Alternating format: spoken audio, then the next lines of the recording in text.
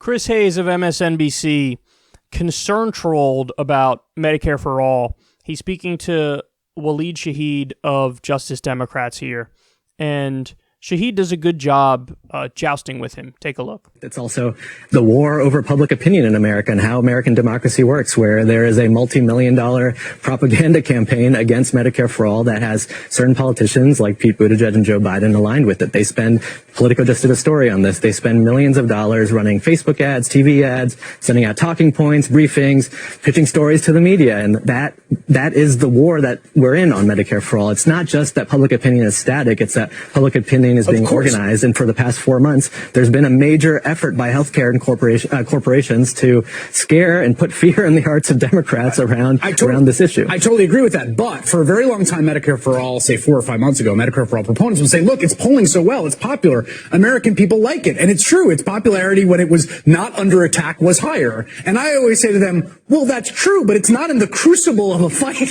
over it being implemented. Once it's in the crucible, believe me, that polling will go down. Like, the problem Medicare for All is facing when you talk about that onslaught is literally the same problem it will have to face down and defeat were it ever to become a law, right? I think that's a very good point, but it's precisely the point why progressives should continue to fight for Medicare for All and fight more aggressively than they have before. Obamacare was polling 50% of people opposed Obamacare the day it was passed. It had approval ratings around 40%. Yes, it was unpopular. It was unpopular, and the argument for Medicare for All, from a pragmatic political perspective, is that what happens in Washington is often you end up legislating in a way that compromises and gives concessions to these health insurance corporations or corporate interests in America in general. So why would you start already compromising on what you think is the best policy that delivers the best solutions for Americans who are currently facing a GoFundMe for All healthcare system? I think progressives need to do a much better job explaining what Medicare for All is. Often the polling ends with a question around eliminating private insurance, and then that's the last question that a voter is asked about the issue, rather than any of the other benefits of Medicare for All. Let's go through this. First of all, yes, there's a multi-million-dollar propaganda campaign that's going on against Medicare for All now. Why?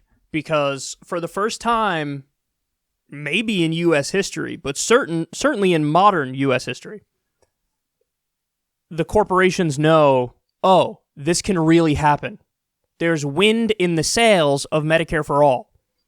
So the reason why there's this multi-million-dollar propaganda campaign against Medicare for All is precisely because it's a threat and we could actually get it. We could actually win, and they know that.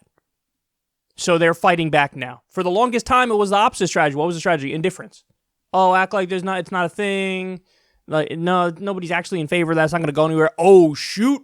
Now, a lot of polls come out where people are definitely in favor of it. And so now the full court press comes and they're trying to beat back the popularity. However, their attempts are so clunky. They're so bad. I mean, I've seen it.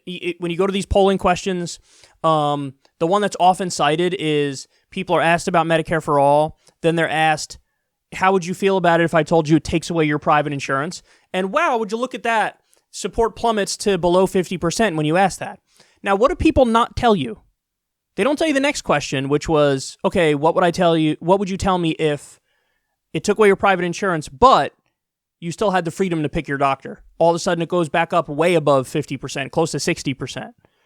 So it's all in how you frame it, guys. You could frame a question on Medicare for All. Ready? It goes like this. Would you support a policy that forces you into a socialized medicine system? What are people going to say to that? That's going to be way under 50%. Way under 50%. But you'll have dishonest people taking that and going around going, see, we told you it's not popular. It only polled at 40%. See, told you. But again, it's always all in the framing. You can get whatever answer you want based on the framing.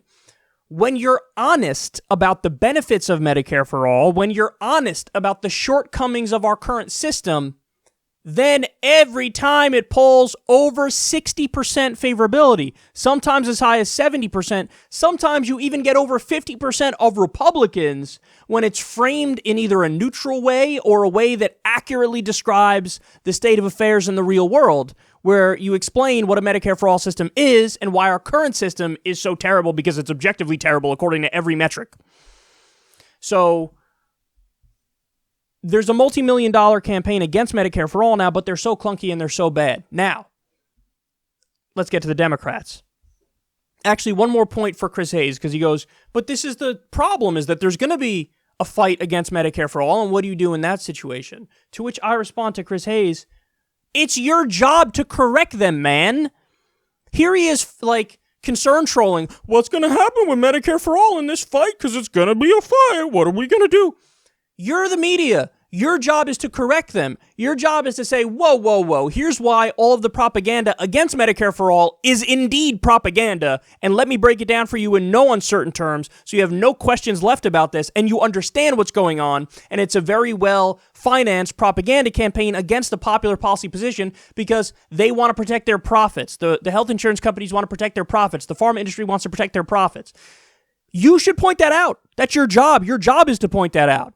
But no, he's concern trolling. Oh, but this is going to happen, so what are you going to do when they fight? But now the final point is directed at the Democrats. And this is where everybody should be terrified. And there's an extra reason to be terrified, too, because the problem is not just the corporate Democrats who are flat out enemies of Medicare for All. The problem is also the Democrats who nominally say they agree with you, but they don't really agree with you, and so they don't know how to fight for that position because they don't deeply believe it.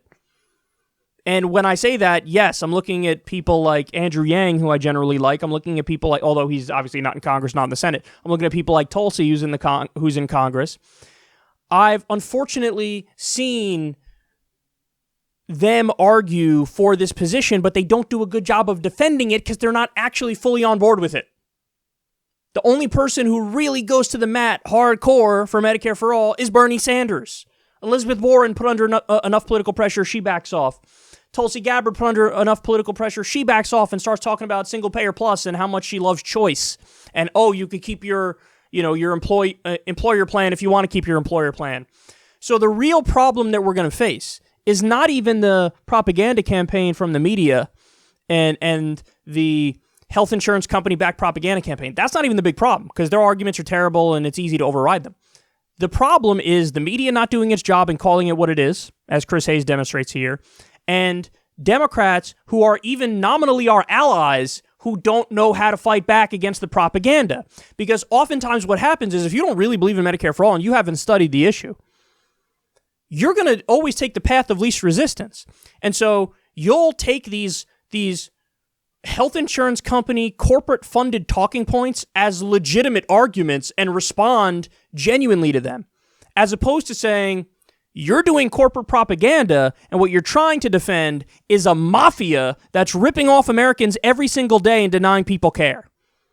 And this is why all the time on this show we talk about how necessary it is to be aggressive and to fight the debate, have the debate on your terms, and to reframe it, and to explain to everybody the reality of the situation. Because the only way you're going to win this fight is with raw, clear, aggressive, to-the-point arguments that bust up the other side. That's the only way that you can maintain that high approval rating when you have the corporate-funded propaganda against it, the media not saying anything, the entire Republican Party viciously and directly going after Medicare for All, and the corporate Democrats agreeing with them going after Medicare for All. You need to have a strong, united front where everybody who's in favor of Medicare for All is on the same page and making the same arguments and not missing a word, not skipping a beat, and destroying the other side. And the way you do that is to do what I've been trying to do on this show for years now, which is you get right to the point and say, listen, these are corporate talking points. This is health insurance industry nonsense They're protecting their profits, and Americans are dying in the meantime. 30 to 45,000 Americans die every year because they don't get basic health care. The health insurance company are a middleman, unnecessary, rapacious, for-profit mafia. That's what they are. They're a criminal enterprise stealing your money and getting in between you and your doctor. I want to get rid of that middleman. I want you to be able to go right to your doctor and save money. That's what I want. You have to fight back as strongly as possible. And that's what I'm afraid of, is that you only got one dude who's doing that, Bernie. And everybody else, when they're under the pressure, they start making concessions. They start okay, I give in on this point. I give in on this point. Yeah, choice. Absolutely. Oh, choice. We need to preserve choice. Like, they don't really grasp what we're actually up against here. We're up against an entire broken, corrupt system. And you don't beat that broken and corrupt system by half agreeing with it. You beat that system by beating that system. Take out your verbal stick and go after it. So that's what I'm afraid of. I have no hope that the Republican lawmakers will come to our side. I have no hope that the media will come to our side and do their job and call balls and strikes. I have no hope that the corporate Democrats will come to our side. But what we have to do if we ever want to get this passed is get our nominal allies to get on our side and to be serious about taking on this scourge. Because right now, I don't think they're up to it. And Waleed is 100% correct when he says, this is all the more reason to fight even stronger. Like, Chris's implication is, oh, that's why you're going to have to back off after a certain point, right? Because there's going to be all this giant fight against it, and what are you going to do? What are you going to do? There's going to be a giant fight against Medicare for all, and you're going to have to win that fight somehow. And Waleed is like, well, no, that's why we should fight even more aggressively for it now, because it really is true. I think Bill Maher made this point years ago that Republicans change poll numbers. Democrats run from poll numbers. So, in other words, the Republicans will see that Medicare for All is polling really well, and they'll go, oh, let's change that by just relentlessly attacking it and smearing it. Democrats will see, oh, Medicare for All is at like 58%. It's not like 80%, so I don't know if I can fight for it. And then even if it gets to 80%, they're still like, I don't know, it's not 95. And if it gets to 95, they're like, I don't know if we can win this because the Republicans said they're not going to budge an inch. This is what happened with universal background checks, for example. Even with over 90% approval support for the Democratic position, they backed off of the fight with Mitch McConnell. If we don't get Medicare for all, it will be because of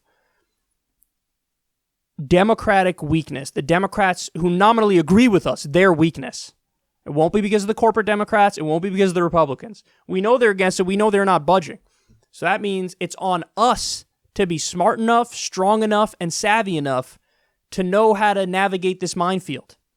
And the way you do that is with raw, clear aggression, driving those poll numbers even further up than they are, even in the midst of the onslaught of propaganda, and forcing those in your caucus to do the right thing through a variety of methods.